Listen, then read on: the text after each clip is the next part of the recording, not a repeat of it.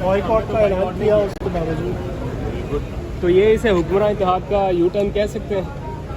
देखिए जी, जहाँ तक बाइकआउट का ताल्लुक था, बाइकआउट सिर्फ आप तब करते हैं जब आपको लगे कि शायद आपके पास कोई केस ही नहीं है। जब आपके पास केस ना हो तब आप कहते हैं कि मैं बाइकआउट करता हूँ। तो मेरा ख्याल है शायद उनको ये ख्याल आया हो कि बेहतरी इसी में है कि हम बहस करें अदालत के सामने, और बहस करने के बाद अदालत ने जो भी फ़ैसला करना है वो करे। अभी अदालत ने फ़ाइनल फ़ैसला तो किया नहीं, कोई पता नहीं अदालत कहे कि रूलिंग दुरुस्त थी, ये भी हो सकता है अदालत कहे रूलिंग गलत थी।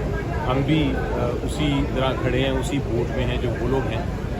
इसलिए मुझे खुशी है अगर वो आके बहस कर देते हैं। अगर नहीं भी करते तब भी बहस उन्होंने कर दी हुई है, हफ्ते को भी की थी, कल भी की थी। मेरिट्स पे कोई मेरा ख्याल है 50 बार अदालत ने पूछा उनको, कुछ लोगों ने जवाब दिया, कुछ ने नहीं दे सके।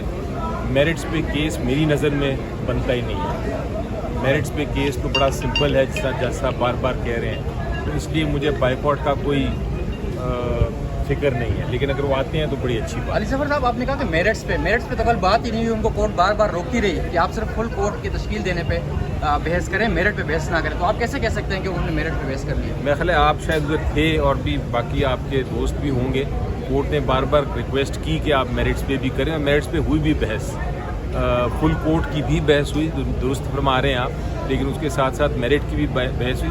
मेरिट तो बड़ा सिंपल है, बार बार कोर्ट जो सवाल पूछ रहा था, कोर्ट यही सवाल पूछ रहा था कि आप ये काइंडली बताइए कि जो आर्टिकल 63A है उसमें डायरेक्शन किसने देनी है, क्या डायरेक्शन जो है वो देनी है पार्लियामेंट्री पार्टी ने एज अ होल, या वो पार्टी हेड ने देनी है। ये सिंपल सी बात थी।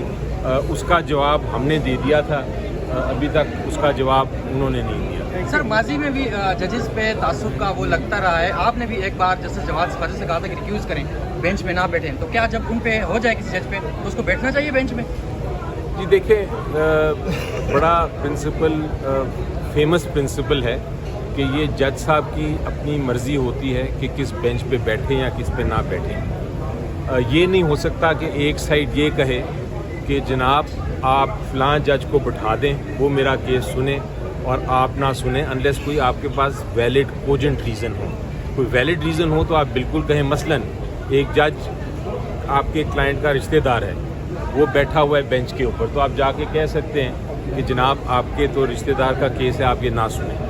तो ये तो जवाज़ बनता है। सिंपली ये कह देना कि जनाब आपने फ़ैसले किए हैं, हमारे फेवर में भी किए हैं, हमारे अगेंस्ट भी किए हैं, लेकिन इस केस में आप फुल कोर्ट बनाएं, ये दुरुस्त नहीं। और दूसरी एक और बात आपको बताता जाऊँ, बड़ी इंटरेस्टिंग, बहुत इंटरेस्टिंग बात। स्टेटिस्टिक्स देखें, पिछले 25 साल में कितने फुल कोर्ट्स बने हैं। मैं आपको बताता हूँ, 3 फुल कोर्ट्स बने हैं 25 साल में। और वो कब बने हैं? वो तब बने हैं जब ये मेजर केसेस हैं, जिस तरह के अमेंडमेंट कॉन्स्टिट्यूशन की चैलेंज हो गई, NRO चैलेंज हो गया।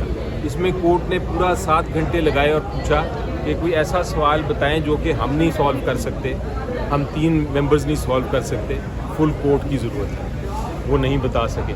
अगर ये एक बार बात माननी पड़ी अदालत को कि आप फुल कोर्ट बनाएं, तो फिर तो हर शहरी का हक है कि वो हर बार आके कोर्ट को कहे कि हमारा केस भी बड़ा अहम है, इसमें बड़े नुकात हैं, आप 3 जजेस नहीं फैसला कर सकते, फुल कोर्ट बनाएं।